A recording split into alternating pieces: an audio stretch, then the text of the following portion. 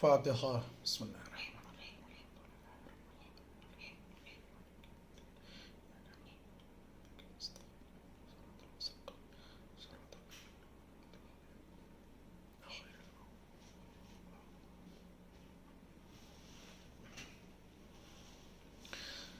لا حول ولا قوة إلا بالله العلي العظيم حسبنا الله ونعم الوكيل ونعم المولى ونعم النصير أعوذ بالله من الشيطان الرجيم بسم الله الرحمن الرحيم الحمد لله رب العالمين بارئ الخلائق أجمعين باعث الأنبياء والمرسلين الصلاة والسلام والتحية والإكرام على أشرف الأنبياء وأفضل المرسلين سيدنا ونبينا وحبيب قلوبنا وطبيب نفوسنا والشفيع ذنوبنا مولانا ومولى الثقلين جد الحسن والحسين بالقاسم المصطفى محمد اللهم صل على محمد وعلى أهل بيته الطيبين الأطهرين الأكرمين المعصومين المظلومين المنتخبين المنتجبين الذين أذهب الله عنهم الرجس وطهرهم تطهيرا اللهم صل على محمد واللعنة الدائمة الباقية على أعدائهم أجمعين من الآن إلى يوم الدين أما بعد فقد قال رسول الله صلى الله عليه وآله وسلم بني الإسلام على 5 أشياء الصلاة والزكاة والحج والصوم والولاية. التماس ایک بار سورہ ہم 3 بار سورہ اخلاص کی تلاوت فرما کر مرحوم میر ضامن علی ابن میر قاسم علی اور نور جہاں بیگم مرحومہ بنت میر جعفر علی صاحب کی روح کو اصال فرما دیجیے. اللہم صلی علی محمد اللہم صلی علی محمد.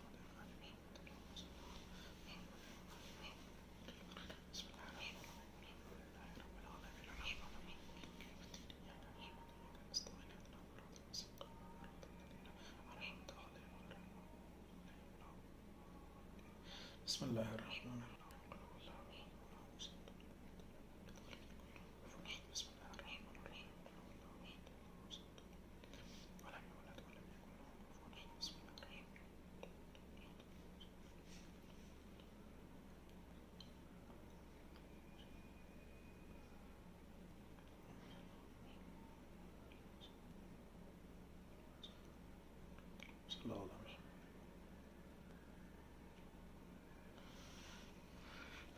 اللہم صلی علی محمد وعلی محمد وعجل ورحم.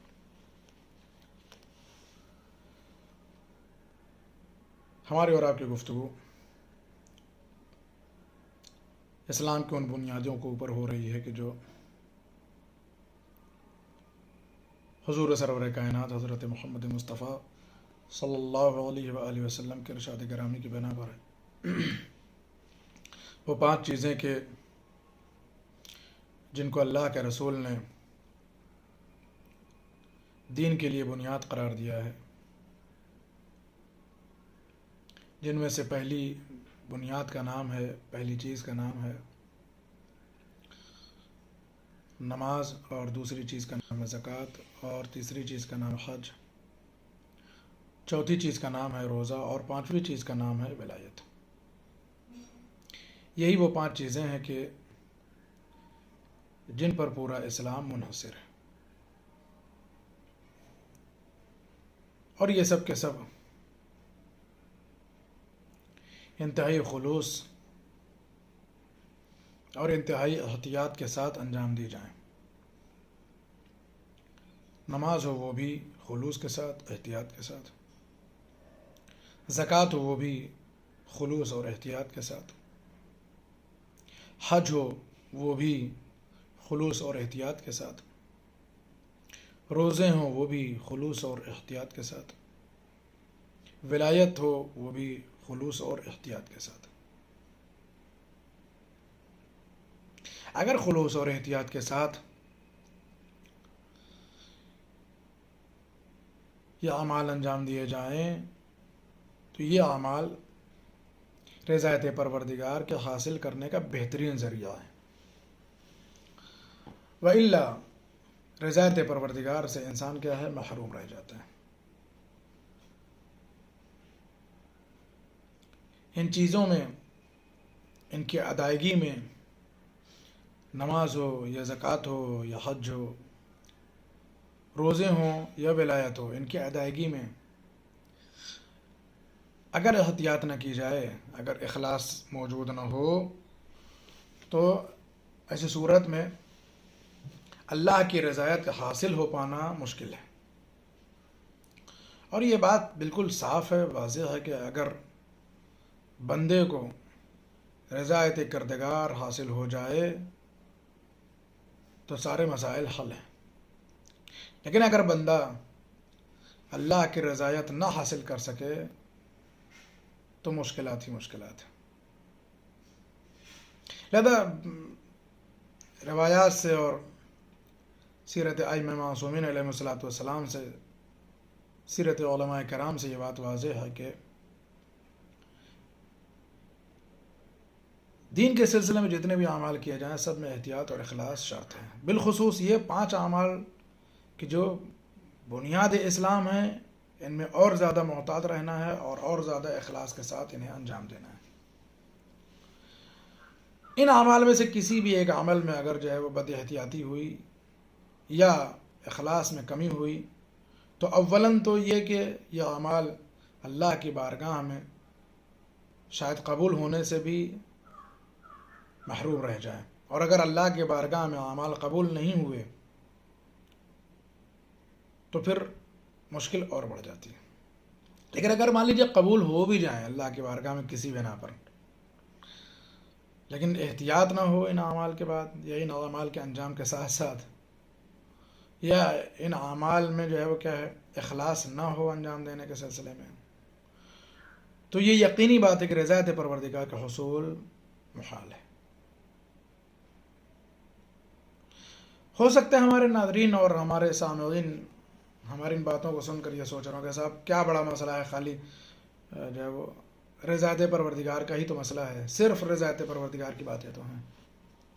لیکن یاد رکھیے کہ یہ صرف رضایت پروردگار کی بات نہیں ہے، بلکہ رضایت پروردگار ہی سب کچھ ہے۔ رضایت پروردگار ہی کیا ہے، صرف نہیں ہے بلکہ سب کچھ ہے۔ اس لیے کہ اگر جو ہے وہ دین اسلام کی بنیاد یہ 5 چیزیں ہیں تو ان 5 چیزوں کے علاوہ جتنے بھی اعمال خیر ہیں سب کی قبولیت کا جو ہے وہ دار و مدار اور سب اعمال کی قبولیت کی بنیاد جو ہے وہ کیا ہے، اخلاص ہی ہے۔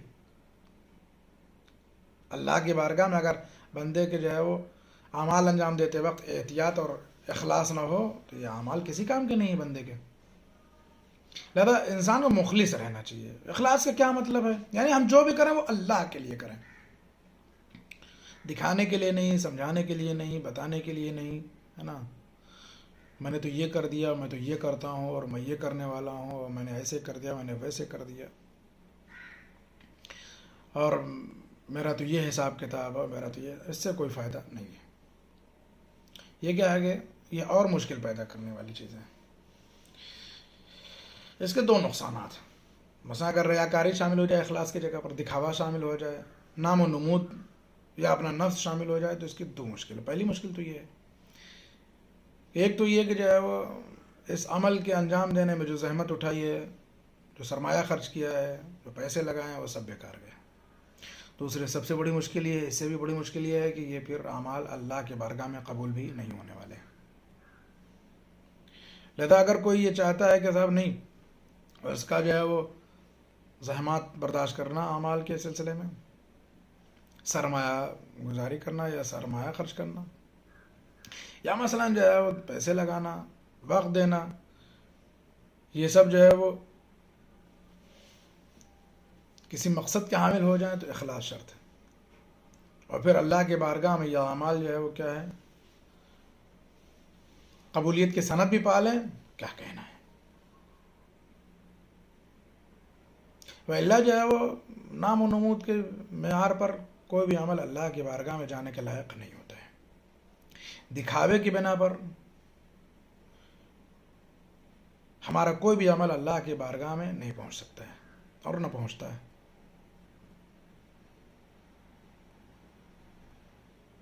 اس پر کوئی ثواب بھی نہیں ہے، اس پر کوئی جزا بھی نہیں ہے۔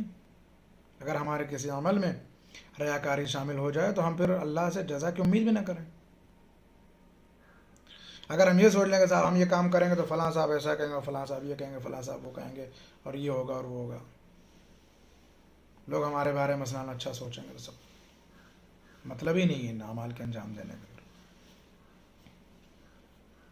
اس لیے کہ جس عمل کے انجام دینے کے بعد پروردگار عالم سے انسان جزا نہ لے سکے، ثواب نہ لے سکے، اس عمل کے انجام دینے کا مطلب ہی نہیں ہے، کوئی فائدہ ہی نہیں ہے کوئی۔ لہذا اعمال انجام دینے کے سلسلے میں انسان کو انتہائی محتاط رہنا چاہیے، اخلاص کی طرف توجہ رہنی چاہیے کہ اخلاص جو ہے وہ کیا ہے، انسان کے عمل سے جو ہے وہ باہر نہ ہونے پائے، یا جو ہے وہ اخلاص میں کمی نہ آنے پائے۔ احتیاط بہرحال رہنی چاہیے کہ اگر احتیاط نہ ہو، اگر اخلاص نہ ہو، تو عمل جو ہے وہ کیا ہے، بے سود ہے، بے فائدہ ہے۔ کون ایسا انسان ہے کہ صاحب محنت بھی کرے اور فائدہ بھی نہ چاہے؟ اسے جزا چاہیے ہوتی ہے، اس کا انعام اسے چاہیے ہوتا ہے، ہر کوئی۔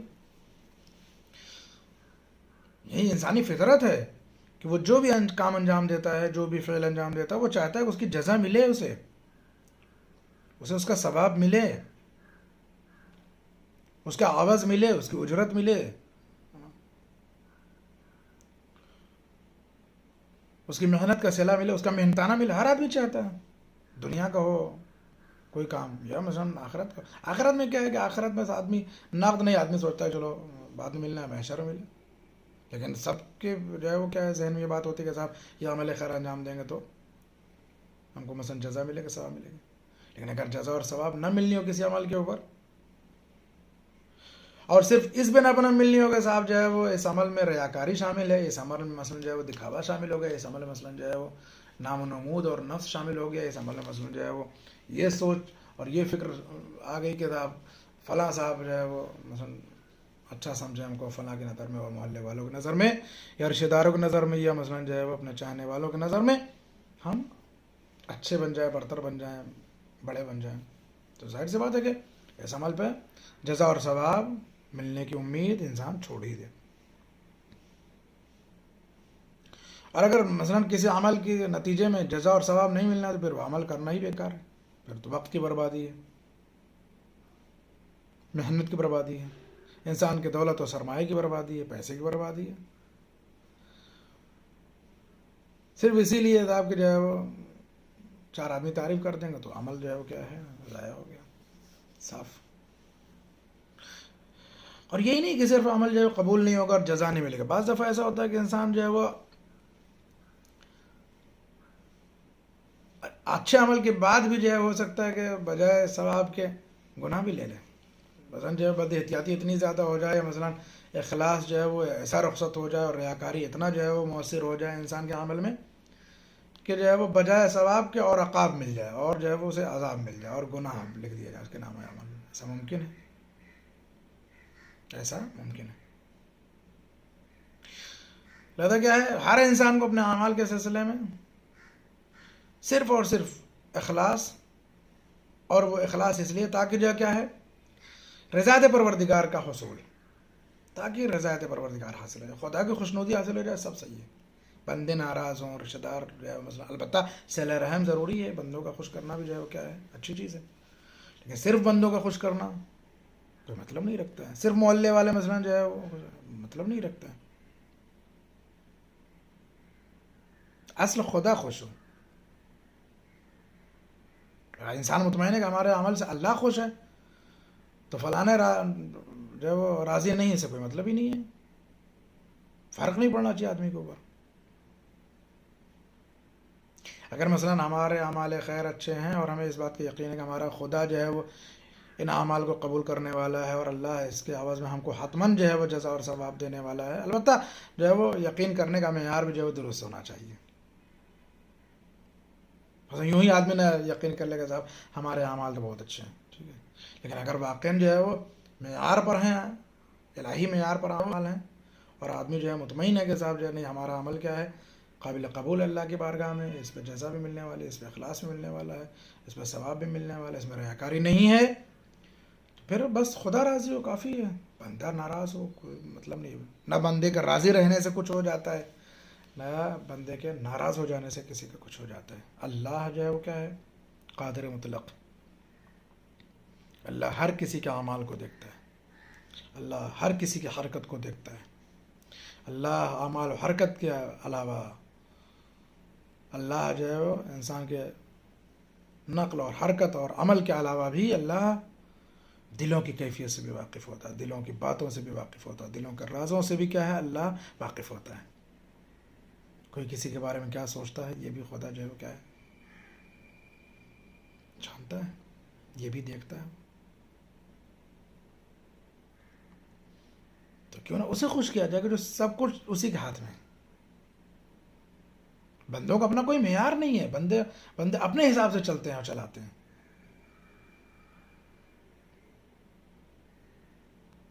بندہ بندہ ہے، خدا نہیں ہو سکتا ہے کسی کے لیے بھی. کوئی بھی بندہ کسی کے لیے بھی خدا نہیں ہو سکتا ہے. خدا کیا ہے کہ آدمی کو اپنے اعمال کا محور و مرکز رضات پروردگار کو رکھنا چاہیے. رضات پروردگار محمد اور آل محمد سے زیادہ جو ہے وہ کس کے یہاں پائی جا سکتی ہے؟ جہاں 28 رجب سن 60 ہجری کو حسین ابن علی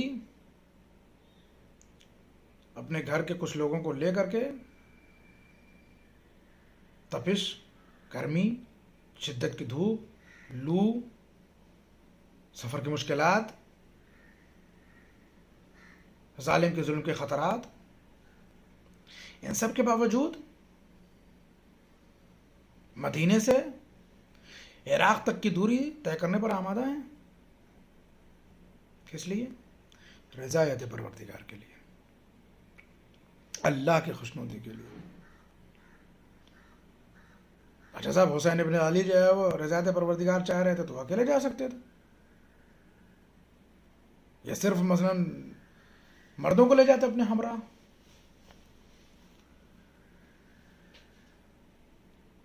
یہی وجہ کہ جب حسین ابن علی کا قافلہ تیار ہونے لگا مدینے میں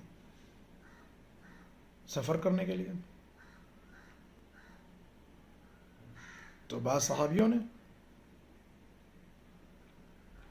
بعض جگہ پہ جناب محمد حنفیہ بھی ان کا بھی نام ہے، بعض جگہ پہ جناب عبداللہ ابن جعفر طیار کا بھی نام ہے کہ آئے جو وہ فرزند رسول کی خدمت میں.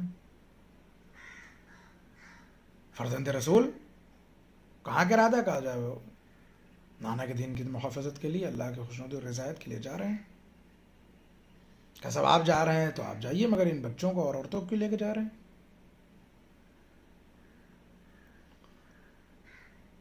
آپ جا رہے ہیں جائیے، بچوں عورتوں کیوں لے کے جا رہے ہیں؟ اس بلا کی گرمی، دھوپ، شدت، مشکلات، ظالمین کے ظلم کا مثلا جو ہے وہ خطرہ، پرائے دیس میں آپ ان کو کہاں لے کے جا رہے ہیں؟ فرمایا کہ اللہ کی مرضی یہ ہے کہ ہمیں اسیر دیکھے، ہمیں شہید دیکھے اور ان عورتوں کو اسیر دیکھے. اللہ ان عورتوں کو اسیر دیکھنا چاہتا ہے، انہیں قیدی دیکھنا چاہتا ہے. اتنا سب کچھ جاننے کے بعد بھی کیا ہے، حسین ابن علی اس بات پر آمادہ ہیں کہ نہیں تھا ہم اکیلے نہیں، ان کو بھی ساتھ لے کے جائیں گے.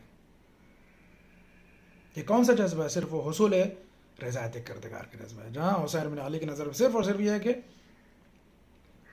اللہ کا جو حکم ہے، اللہ کی جو رضایت کا مسئلہ ہے اسے حاصل کرنا ہے. تو اس کے لیے جو ہے وہ کیا ہے، بچوں کو بھی لے جائیں گے، گھر کی خواتین کو بھی لے جائیں گے. چھوٹے چھوٹے بچے، خواتین.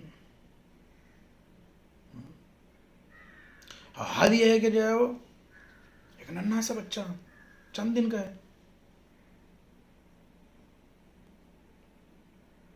اگر مثلا روایت کے انداز سے کہنا ہو تو 3-4 دن کا بچہ ہے. 24 رجب کو مثلا ولادت ہوتی ہے اور 28 کو جو ہے وہ حسین ابن علی مدینے سے کربلا کے لیے نکلنا چاہ رہے ہیں، مکے کے لیے، اور مکے سے کربلا چلے جائیں گے، عراق پہنچ جائیں گے. یہ جو بچہ ہے وہ 3 دن کا بچہ ہے.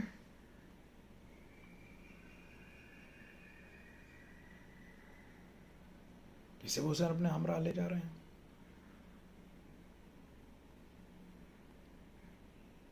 عالم صاحب کے جو ہے بچہ کسی کی گود میں جو ہے وہ چاہتا ہی نہیں. چھوڑتے ہی نہیں. حسین ابن علی کو خبر ملی کہ علی اصغر بیتاب ہیں. آئے, بچے کے کان میں کچھ کہا,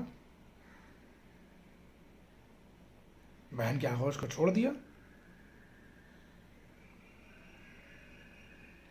بچہ سمجھ گیا کہ امام معصوم کیا کہنا چاہ رہے ہیں, کیا کہہ رہے ہیں.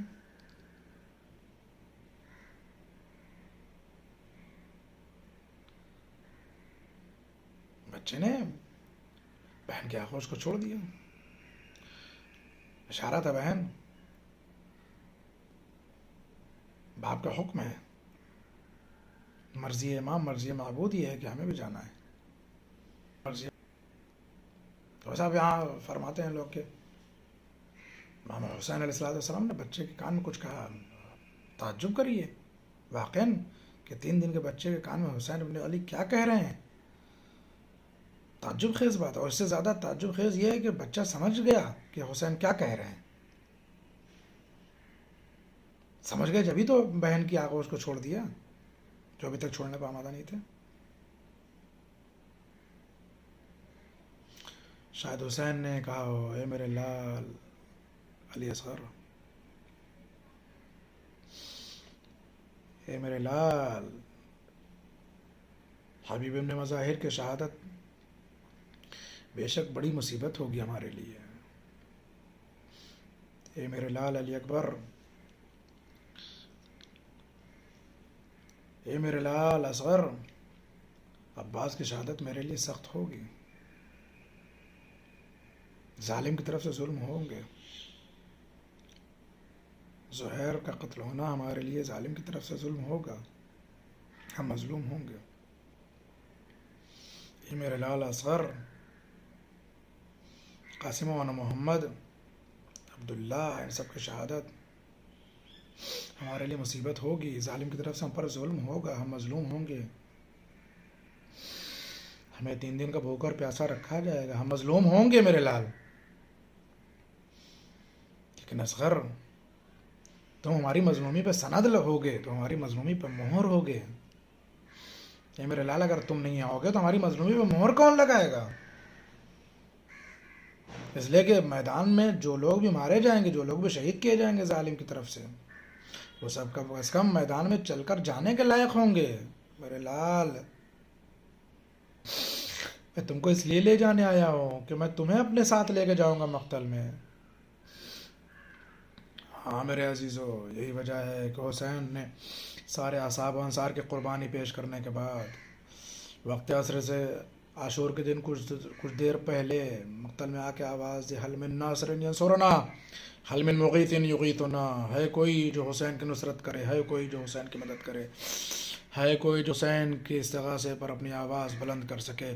اللہ اللہ. راوی کہتا ہے کہ حسین کی آواز بلند ہوئی, خیمے میں کوہرام باز ہوا, بیویاں رونے لگیں اور اتنی تیز روئیں کہ مقتل کہتا ہے کہ حسین ابن علی مقتل سے خیمے کی جانب دوڑ کر کے آئے. آواز دیتے خیمے پر, اے بہن زینب, آخر رونے کا کیا سبب ہے؟ ابھی حسین زندہ ہے. اللہ اللہ. اے بہن زینب, ابھی بھائی زندہ ہے, رونے کی کیا وجہ ہے؟ حسین, یہ آپ کیا کہنا چاہ رہے ہیں؟ اس کا مطلب تو یہی ہوا نا کہ اے بہن زینب, ابھی حسین زندہ ہے تو نہ رو. اے بہن, ارے حسین کی شہادت کے بعد تمہیں رونا ہی رونا ہے. ہاں یہ بات سچ ثابت ہوئی, شہادت حسین کے بعد زینب کے آنسو کب رکے کون جانتا ہے, ام کلثوم کے آنسو کب ٹھہرے کون جانتا ہے, رباب کب جا کے خاموش ہوئی کون جانتا ہے. ہاں میرے عزیزو, کربلا سے لے کے کوفہ تک, کوفے سے لے کر شام تک, کام سے لے کر پھر کربلا تک, اور کربلے سے لے کر پھر جو ہے وہ مدینے تک بیویاں ہر جگہ فریاد کرتی رہیں, کیوں نہ ہو کہ حسین کے گھر کی خواتین ارے رسن بستہ دیار بدیار پھرائی جانے لگیں. شہادت حسین کے بعد زینب کے سر سے چادر چھنی, ام کلثوم کی ردا چھنی, ارے سکینہ کا مقنا چھنا, تماچے لگے, ارے ظلم سہے۔ راوی کہتا ہے کہ بیویاں دیار بدیار پھرائی جا رہی ہیں، عالم یہ ہے کہ آگے آگے شہداء کے سر اور پیچھے پیچھے نبی کی نواسیاں، حسین کے گھر کی خواتین برہنہ سر لائی جا رہی ہیں، بازاروں میں درباروں میں آتی ہیں، منادی کی آواز آتی ہے، اے تماشائیو آؤ اکٹھا ہو جاؤ، تماشا دیکھنے کے لیے جمع ہو جاؤ، یہ حسین کی بہنیں ہیں، یہ علی و فاطمہ کی بیٹیاں ہیں، یہ رسول اللہ کی نواسیاں ہیں، جنہیں دیار بدیار بے مقنو چادر پھرایا جا رہا ہے۔ اجرکم علی اللہ، انا للہ و انا الیہ راجعون، رضا بقضائہ و تسلیما لامرہ، وسيعلم الذین ظلموا أي منقلب ينقلبون، وسيعلم الذين ظلموا أي منقلب ينقلبون، ربنا تقبل منا إنك أنت السميع العليم وتب علينا إنك أنت التواب الرحيم۔ میرے اللہ تجھے واسطہ محمد اور آل محمد ہماری عبادت قبول فرما، جہاں جہاں بشان حیدر کرار ان کی جان و مال و اولاد و آبرو کی محافظت فرما۔ میرے اللہ تجھے واسطہ محمد اور آل محمد کے اطباعات غالیات روزات مقدسات محفوظ فرما۔ میرے اللہ تجھے واسطہ محمد اور آل محمد کے علماء غلام مراج کرام کی محافظت فرما۔ میرے اللہ تجھے واسطہ محمد اور آل محمد کے ہمارے مرحومین کی مغفرت فرما، انہیں جوار معصومین میں جگہ عنایت فرما۔ میرے اللہ جن لوگوں نے دعا کے لیے التماس کی، میرے اللہ ان کی دعاؤں قبول فرما، ان کے مریضوں کو شفا کامل اور عاجل عنایت فرما۔ معبود ہم سب کو اس مرض موذی، اس وبا سے، کرونا جیسی خطرناک بیماری سے ہم سب کو محفوظ فرما۔ میرے اللہ تجھے واسطہ محمد اور آل محمد کا ہماری عبادت و ریاضت و نماز و روزہ و میرے اللہ تسبیحات و ذکر کو شرف قبولیت عنایت فرما۔ میرے اللہ جن مرحومین کے لیے یہ مجلس برپا کی گئی، اس مجلس کا ثواب ان کی ارواح کو ایصال فرما۔ میرے اللہ ان مرحومین کے درجات کو بلند فرما، ان جوار معصومین میں جگہ عنایت فرما۔ میرے اللہ تجھے واسطہ محمد اور آل محمد کا ہمارے زمانے کے امام ہمارے صاحب ہمارے ولی نعمت ہمارے مولا اور آقا کے ظہور میں تعجیل فرما، اور ہم سب کو ان کے مخلص اعوان و انصار میں شمار فرما۔ ربنا تقبل منا انک انت السمیع العلیم وتب علینا انک انت التواب الرحیم۔ التماس ہے ایک بار سورہ ہم 3 بار سورہ اخلاص کی تلاوت فرما کر مرحوم میر ضامن علی ابن میر قاسم علی نور جہاں بیگم مرحومہ بنت میر جعفر علی صاحب کی روح کو ایصال فرما دیجیے۔ اللہم صلی اللہ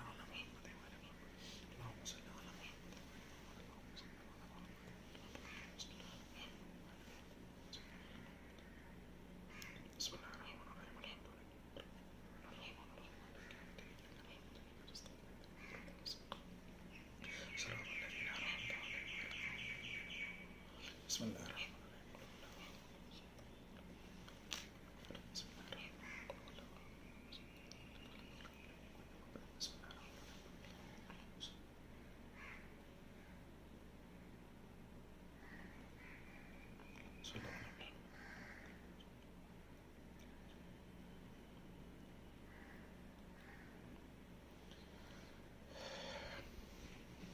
صلی اللہ علیہ